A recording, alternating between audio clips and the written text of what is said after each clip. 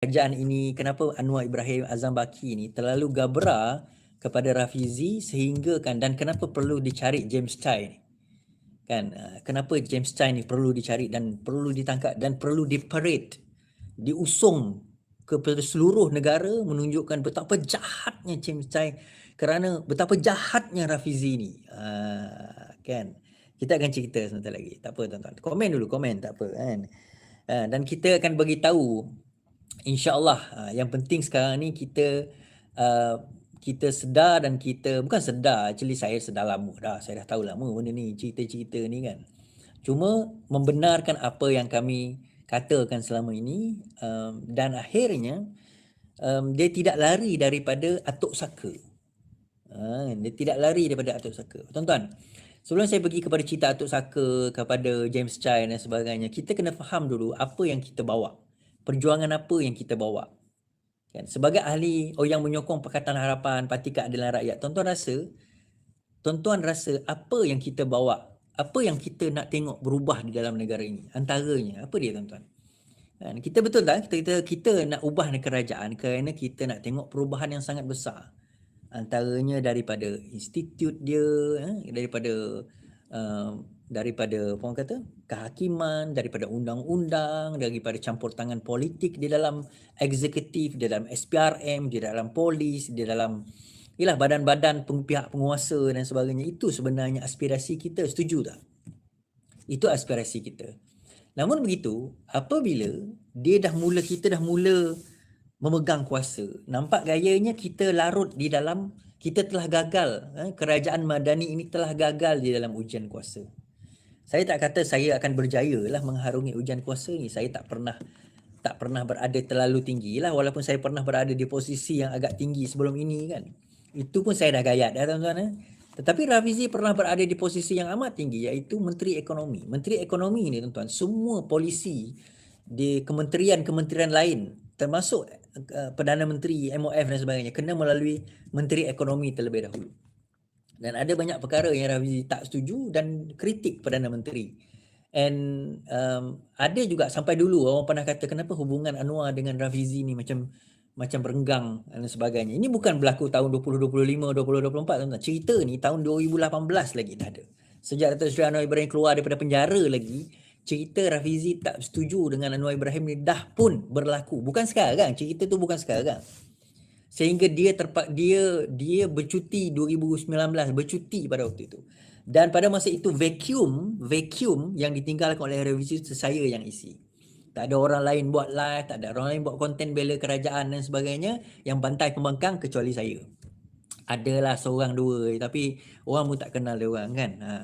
But poinnya bukan itu. Poinnya adalah selepas kita masuk, kita jadi kerajaan, kita percaya bahawa perubahan boleh berlaku dan dia sendiri berubah. Kita harap bahawa dia tidak termakan dengan kuasa dan juga dengan apa orang kata, kartel, dengan sistem yang akhirnya akan merosakkan diri kita kerana kemaruk kuasa. Kita dok cakap kerana kemaruk kuasa UMNO dulu, kemaruk kuasa kerana itu mereka sakau dan sebagainya. Itu yang kita cakap kepada dia, kepada UMNO kan, UMNO Barisan Nasional. Kita kata PAS tak boleh memerintah kerana PAS ni tak pandai. Okeylah, PAS tu tak apalah, negeri dia pun banyak yang miskin kan. Tetapi kalau kita tengok cerita UMNO ni, bagaimana disakau, macam mana dia guna sistem untuk menguasai negara, macam mana cara dia tangkap orang, masukkan dalam IC, masukkan dalam penjara, akta hasutan kan, yang kita panggil akta Dikronian dan sebagainya. Lepas tu kita tuduh sesuka hati, kita panggil dia sebagai ejen Amerika. Tuan-tuan ingat tak? Anwar Ibrahim pernah dituduh ejen Amerika, ejen Zionis, ejen Israel, ejen Yahudi. Semua dia lah. Anwar Ibrahim kena tuduh dulu. Kita ni lah yang membela. Siapa kata dia ejen Yahudi, ejen Amerika dan sebagainya. Kita kata dahulu kan. But now, apa yang berlaku semalam dan beberapa hari lepas kan, Datuk Seri Anwar Ibrahim menyebut sendiri bila ditanya berkenaan dengan Naimah, dikatakan ada orang buat laporan polis, kononnya ada campur tangan Zionis yang terkemuka untuk menggulingkan kerajaan, yang juga dipelopori oleh media-media asing seperti Bloomberg, dia kata. Dia macam a new singer singing in an old tune, kita katakan. Penyanyi baru tapi menyanyikan lagu lama kan. Lagu lama tu dimainkan semula. a fear mongering, menakut-nakutkan orang. Oh, Zionis, Amerika, Yahudi, benda yang orang Melayu takut tu dimainkan semula.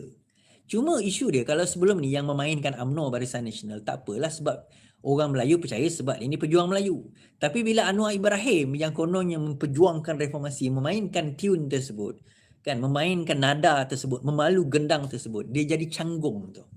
Canggung medonan. Canggung medanon.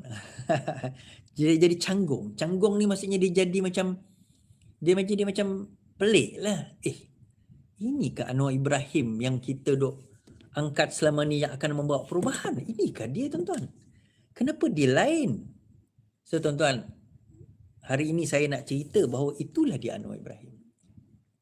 Kan, dia dah buka topeng yang sebenar. Itulah dia Anwar Ibrahim. That is the real Anwar Ibrahim. Dan Anwar Ibrahim yang kita kenali sekarang ini, yang ada sekarang ini, bukanlah Anwar Ibrahim yang kita kenali dahulu. It's not the same person. Dahulu dia dikelilingi oleh orang-orang yang bukan setakat dia, tetapi orang-orang yang percaya kepada perubahan, percaya kepada harapan, percaya kepada negara yang lebih baik, percaya kepada membentuk sistem yang lebih baik. Itu adalah orang yang mengelilingi Anwar Ibrahim suatu ketika dahulu. Orang macam saya, macam Rafizi dan sewaktu dengannya. Tetapi sekarang ini orang-orang seperti kami ni, seperti yang reformis macam tuan-tuan dan perempuan, kebanyakan tuan-tuan dan perempuan lah, majoriti tuan-tuan dan perempuan, #RR boleh. Yang #RR kita pada malam ini, kita telah keluar, disisihkan, atau macam saya keluar sendiri.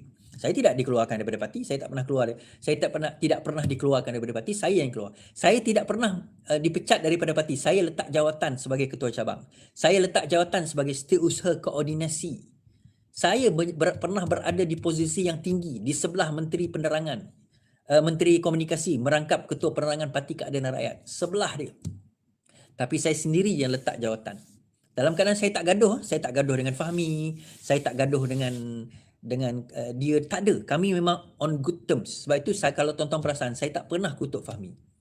Kan, adalah sedikit saya kritik dia pasal informasi tak sampai semua, tapi on personal level saya respect dia, saya tak kutuk, dan saya tak kutuk manusia orang lain dalam personal level pun.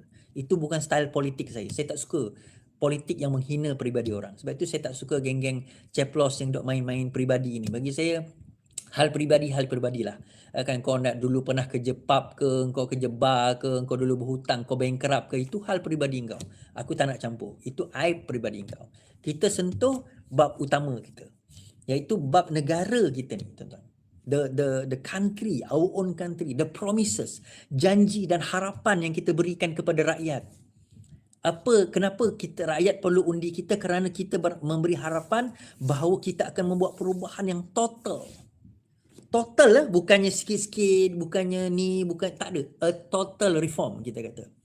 Satu reform yang betul-betul total. And yet kita gagal nak bawa reform tersebut. Kita gagal. Tuan-tuan boleh buat klik times up tak? Klik like. Kita gagal bawa reform tersebut. Kita gagal bawa perubahan tersebut, tuan-tuan. Kita bawa RUU pindaan Perdana Menteri 2 penggal. Pun kita gagal. Dan saya percaya Hishamuddin dan juga yang lain tu sebenarnya, mungkin tak semua mereka, ada sebahagian, mereka memang tak nak undi. Yalah, Hishamuddin Tunisia orang tak nak undi, terpulang pada dia, hak dia sebagai ahli parlimen kan. Tetapi bila dia tak undi, menunjukkan apa? Kerajaan ini tak ada kekuatan. 2/3 yang kita claim kita ada tu sebenarnya, 2/3 itu kita tahu sebenarnya tak ada kekuatan. Next this week sepatutnya pindaan perlembagaan untuk memindah, untuk mengasing kuasa peguam negara dengan kuasa pendakwa raya. Kita tak akan, kerajaan tak akan dapat bawa usul itu kerana tak akan cukup majoriti. Sekurang-kurangnya 10 orang ahli parlimen PKR tidak akan mengundi. Sekurang-kurangnya 10 lagi ahli parlimen DAP tidak akan menyokong usul tersebut. Jadi tak guna kalau nak teruskan. So, apa akhirnya? Kenapa dia jadi macam tu is? Kita gagal menunaikan janji kita dalam tempoh 4 tahun ini. Kerajaan ini gagal. Madani, bukan kerajaan lah. PKR, Pakatan Harapan gagal menunaikan janji dia. Tuntas, tuan-tuan. Settle. Gagal. Kan? Saya dalam peringkat saya hanya boleh bersuara lah. Kita dah suara tapi tak nak dengar. Akhirnya kita kata kita lawan lah. Kita bukan penjilat. Kita bukan yes man, yes boss, alright boss. Saya tak suka panggil Anwar Ibrahim boss. Oh itu bos dia. Dia bukan bos saya, dia bukan bayar gaji saya pun. Kan kalau dia bayar gaji saya panggil lah dia bos. Tapi dia bukan bayar gaji saya. So buat apa saya nak panggil dia bos? Saya panggil dia Datuk Seri Anwar Ibrahim. Atau DSAI.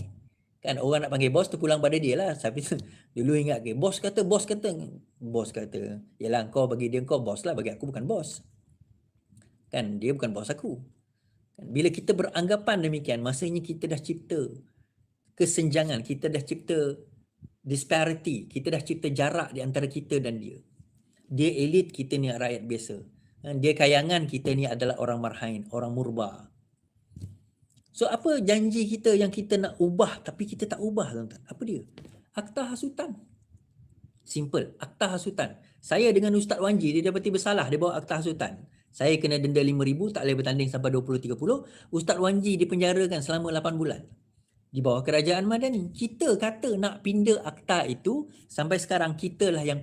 Kerajaan Madani, saya tak sebut kita, saya sebut kita. Madani lah yang paling banyak guna akta itu untuk tangkap orang. Kenapa kau nak mansuhkan akta itu? Akta itu adalah akta yang bagus. Tak.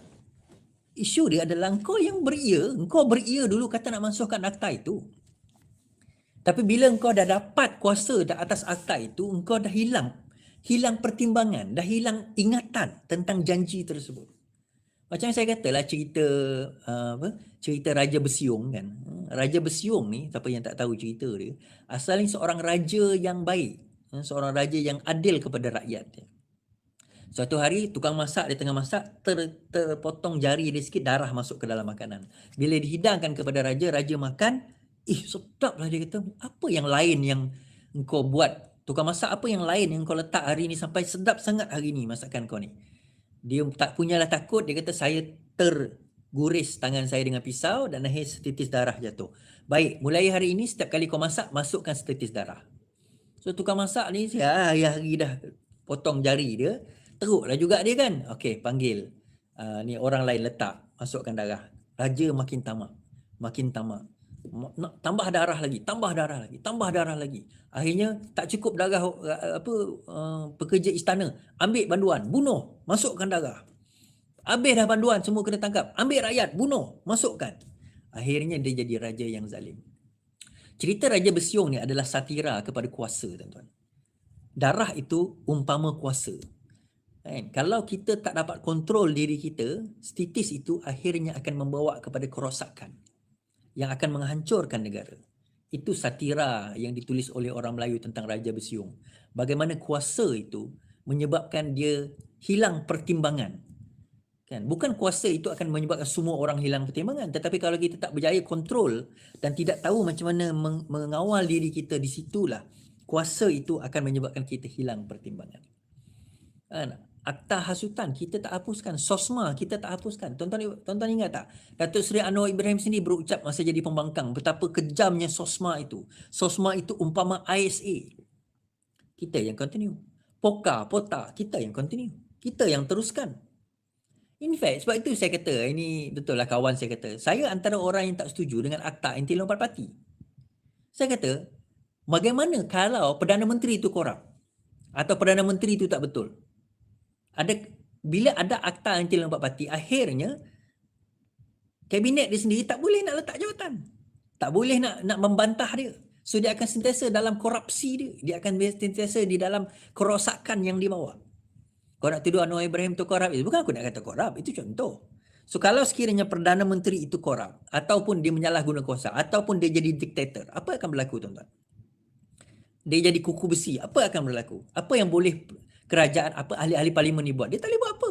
Nak keluar parti tak boleh, nak letak jawatan tak boleh, nak ugut itu tak boleh. Sebab dia tahu dengan akta tersebut, dia tahu ahli-ahli parlimen ini tidak akan letak jawatan dan tidak akan keluar parti. Sebab dia tak boleh keluar individu, dia kena keluar en bloc. So bila dia dah kontrol kepala, dia dah kontrol Zahid Hamidi, dia dah kontrol Mat Sabu, dia dah kontrol Anthony Lok, dia dah kontrol kepala-kepala GPS, Abang Jo, GRS, dia dah kontrol kepala ni. Anak buah semua tak boleh letak jawatan walaupun mereka tak puas hati.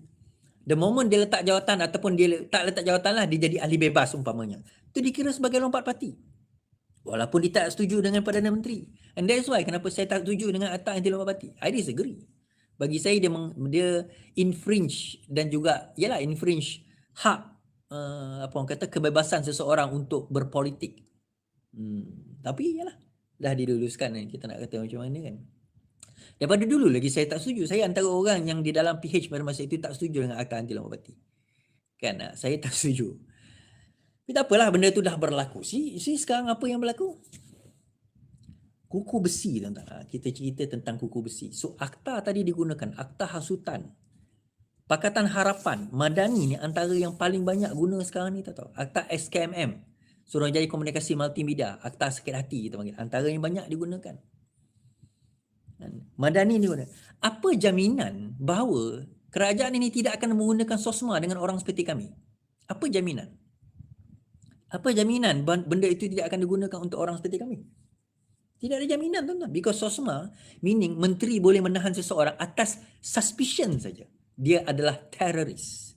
So bila Anwar Ibrahim menyebut perkataan Zionis, media luar kan dah menyebut tentang perkataan itu, saya dah mula terbayang itu akan digunakan untuk menggulingkan kerajaan, menggulingkan itu dah mula bau-bau kepada SOSMA akan digunakan.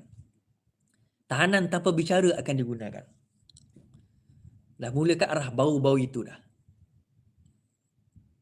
Ditambah pula dengan sekarang ini bila kita cerita tentang Azam Baki. Bila cerita dengan Azam Baki, hari ini hari ni ke beberapa hari lepas, Perdana Menteri tanya oleh Macang tentang apa tentang Azam Baki. Kenapa Azam Baki? Kenapa nada dia berbeza? Macang bertanya. Ahli Parlimen Macang bertanya, kenapa nada ada berbeza sewaktu dia menjadi pembangkang tentang Azam Baki? Dia kata kita tak ada perbezaan. Sama je. We have no difference. Kami tidak ada beza masa kami jadi pembangkang, masa kerajaan tak ada beza. Siapa kata tak ada beza, tuan-tuan? Orang bodoh je tak nampak yang tak ada beza tu.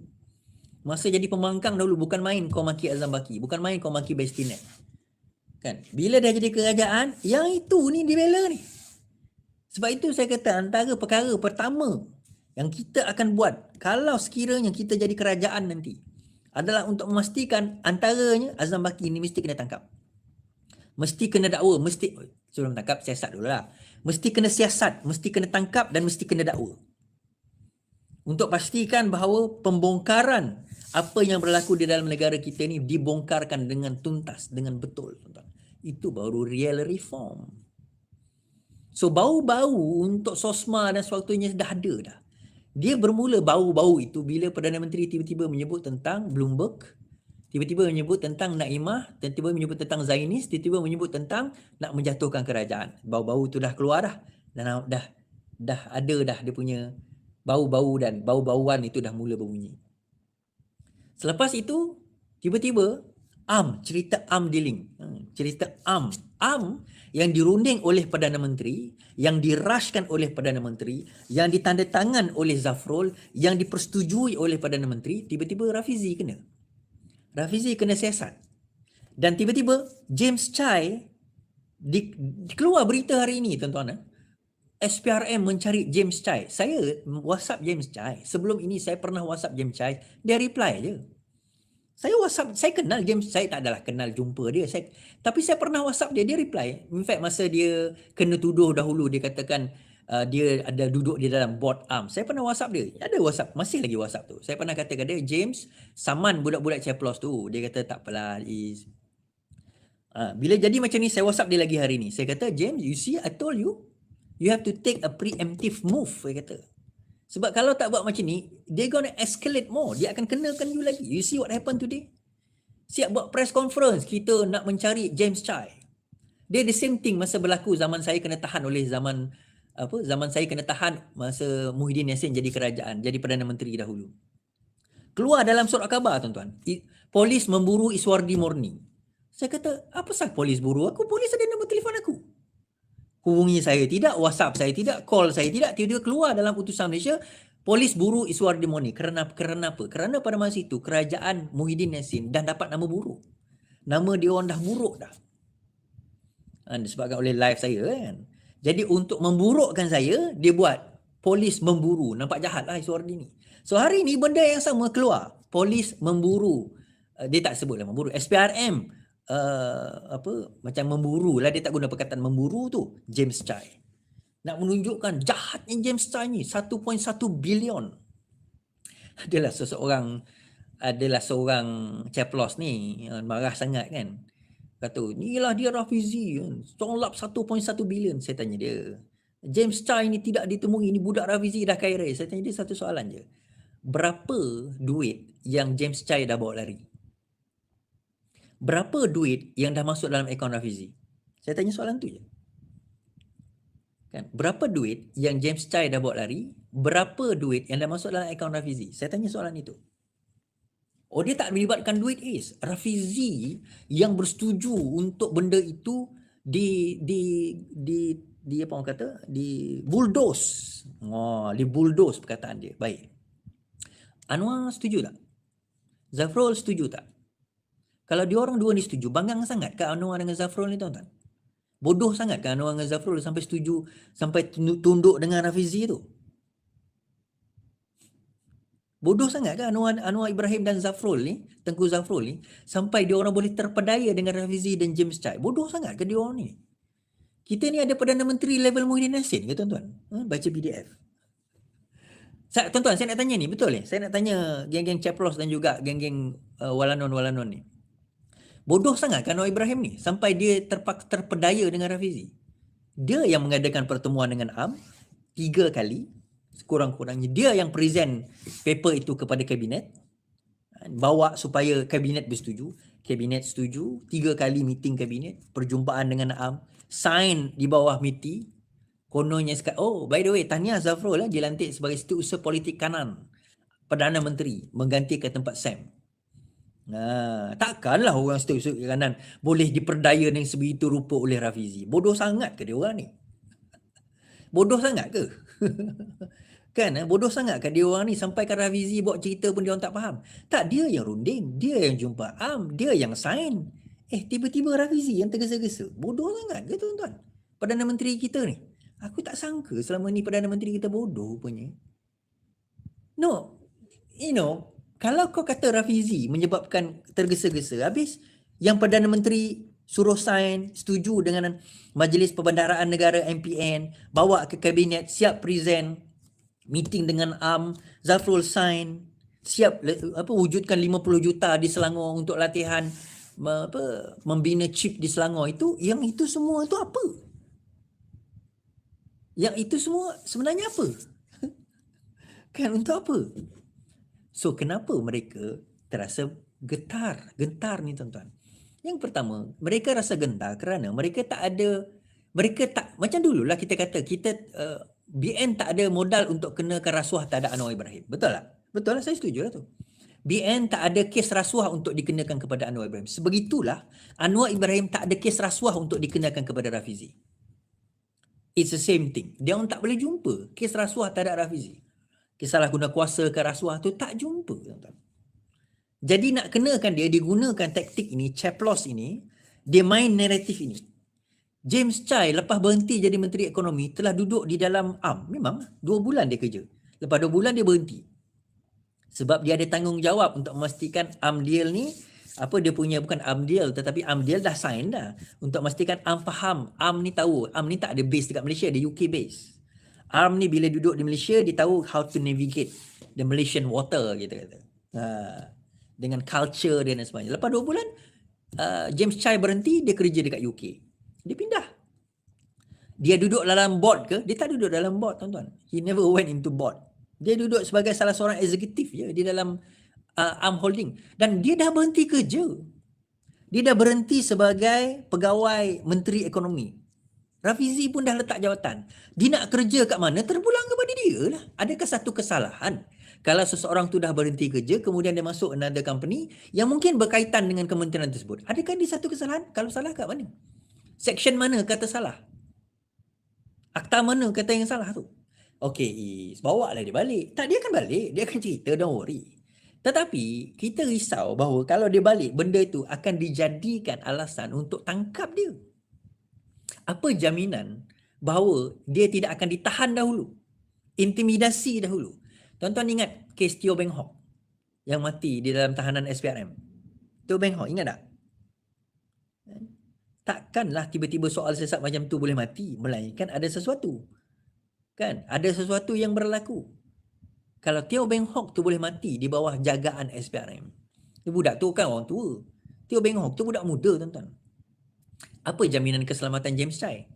Bagi saya, kalau SPRM betul-betul nak ambil kenyataan beliau, pergi ke UK lah. Kenapa nak pergi ke Malaysia? Pergi ke UK ataupun buat secara online. Pergi ke UK, jumpa dia, ambil statement. Witness statement dia. Sebab dia bukan tertuduh lagi. So, kerajaan Madani ini sudah kembali ke wajah lama dia. Dia sudah kembali ke wajah lama dia. Wajah yang dulu kita takuti. Kita dulu ingat kita takut kepada topeng raksasa yang dipakai oleh UMNO Barisan Nasional. Kita takut kepada topeng raksasa yang dipakai oleh UMNO Barisan Nasional. Dan kita telah berjaya buang topeng tersebut dengan harapan janganlah pakai lagi. Tapi rupanya bila Madani ni dah jadi kerajaan, Madani ambil balik topeng itu dan sekarang sedang memakai topeng tersebut. They are now wearing that specific mask. Topeng yang sama yang dipakai. Jadi sekarang ni orang je berbeza, ceritanya sama.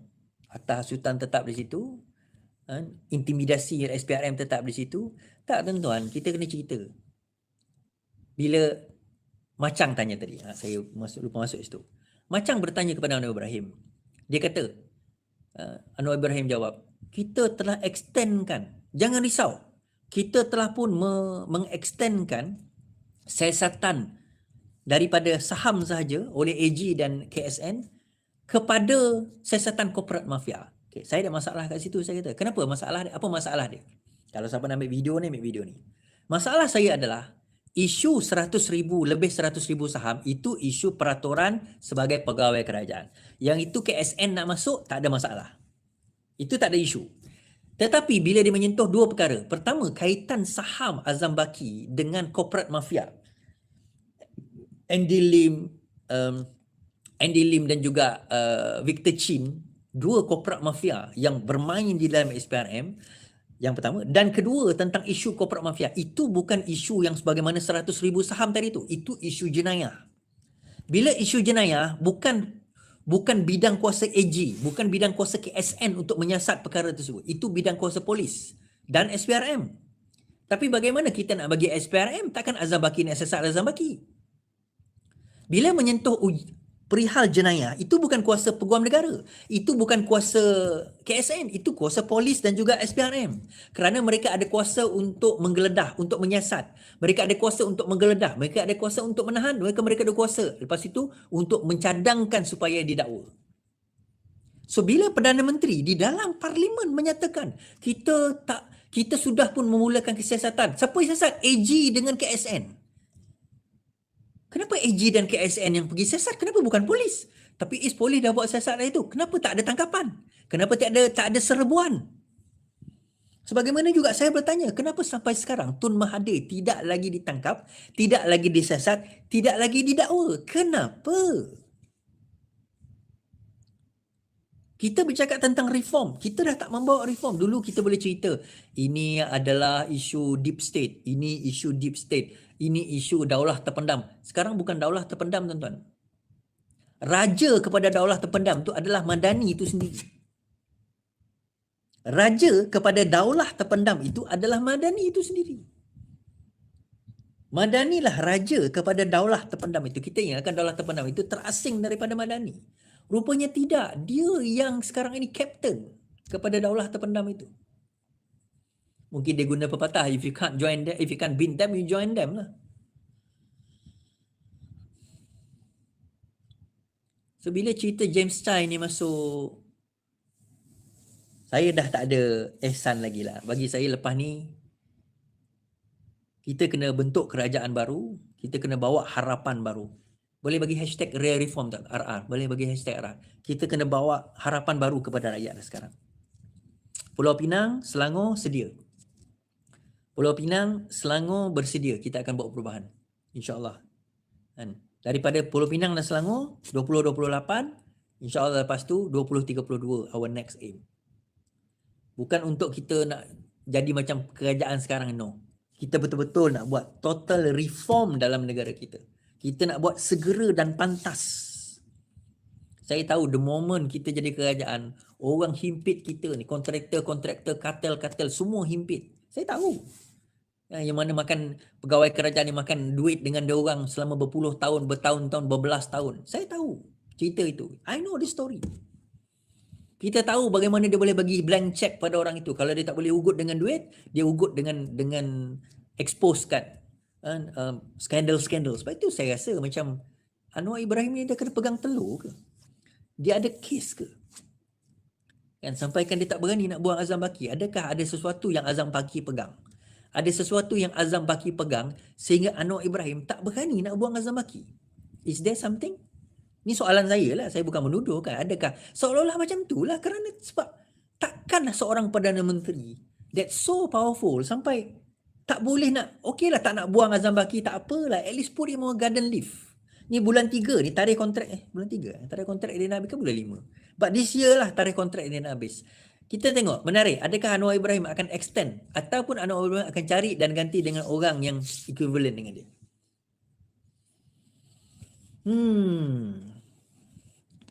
Bulan 5 kan. So adakah ada sesuatu yang Azam Baki pegang?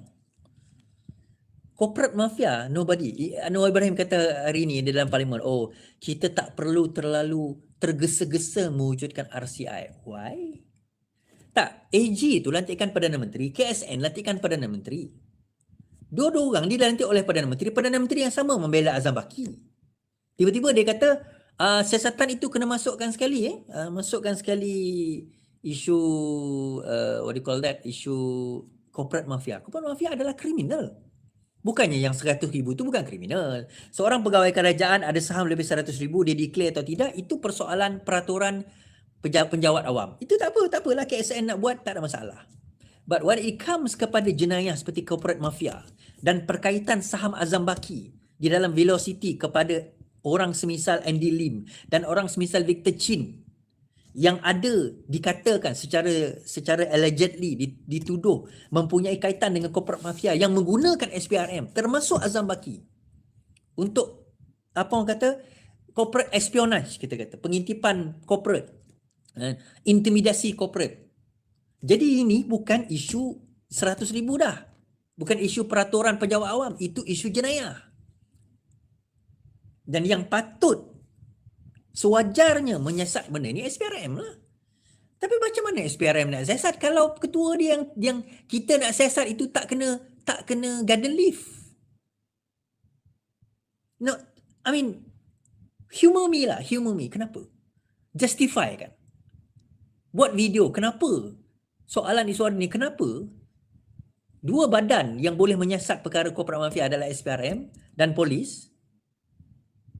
Tak, bila Azam Baki itu tidak di garden leave kan, tidak dicutikan, macam mana dua badan ini bebas untuk menyiasat? You tell me. Macam mana badan itu akan bebas untuk menyiasat? And that is why tuan-tuan, in the next real reform yang kita buat, insyaAllah, pendedahan demi pendedahan kita akan buat nanti. Dan negara ini, kalau kita nak jadikan lebih baik daripada apa yang ada sekarang, I mean, yeah, the country is doing okay lah. I'm not saying it's great. I'm not saying it's bad. I'm just saying it's okay. Ni, perang tengah berlaku ni kan. Minyak akan naik tu. Dah naik dah pun. Bukan akan dah naik. Last I check was $80 per barrel kan. Lebih kurang almost $80 per barrel. Dia akan naik $100 per barrel. Harga barang akan naik. Harga import kita akan naik. Kan? Ekspor kita akan menjadi menghadapi masalah. Minyak kita akan naik. RON 95 tak tahu kerajaan boleh tampung atau tidak. Berkemungkinan dia tak akan jadi RM1 RM2.05 sekarang ni, berkemungkinan dia tak akan jadi, mungkin harga dia akan naik kerana kerajaan tak mampu lagi tampung subsidi disebabkan oleh harga petrol yang meningkat.